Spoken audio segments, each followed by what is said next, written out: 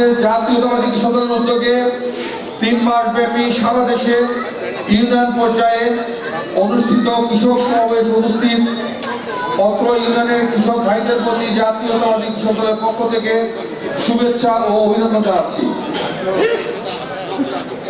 প্রিয় ভাইরা, আপনারা নিশ্চয়ই অবগত আছেন, লক্ষ লক্ষ শহীদের রক্তের বিনিময়ে অর্জিত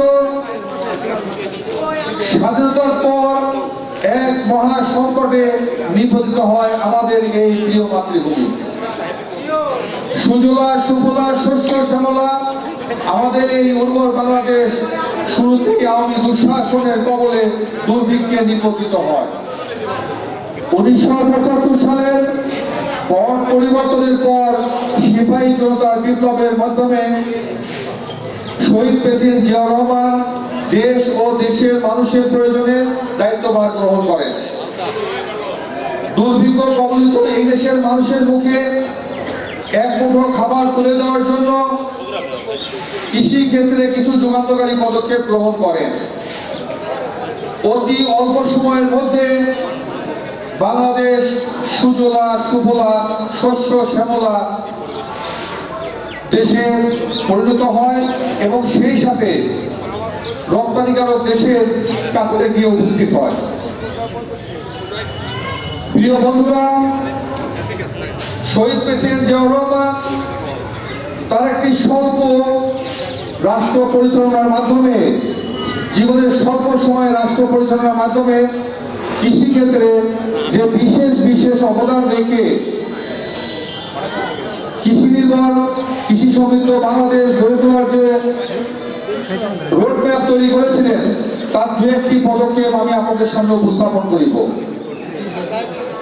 বিশেষ কৃষি ঋণ কর্মসূচি, ক্ষুদ্র ও প্রান্তিক কৃষক যেন কৃষি উৎপাদনে অবদান রাখতে পারে, সেজন্য 1977 সালের ফেব্রুয়ারি মাসে কোনো জামানত ছাড়াই 100 কোটি টাকার বিশেষ কৃষি ঋণ চালু করেন।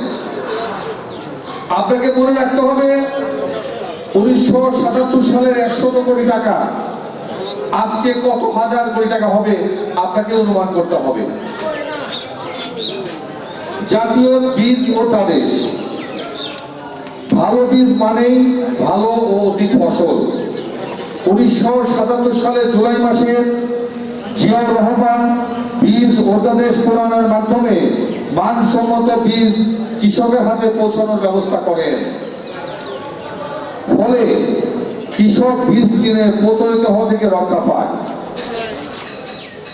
বীজ শিল্প উন্নয়নে ও বিকাশে মাইল ফলক হিসাবে কাজ করে। কৃষি সংস্কার কর্মসূচি, কৃষি উন্নয়ন ও আধুনিকায়নের জন্য কৃষি প্রযুক্তি ও যন্ত্রপাতির সাথে কৃষকের সম্পৃক্ত করার কোনো বিকল্প নেই।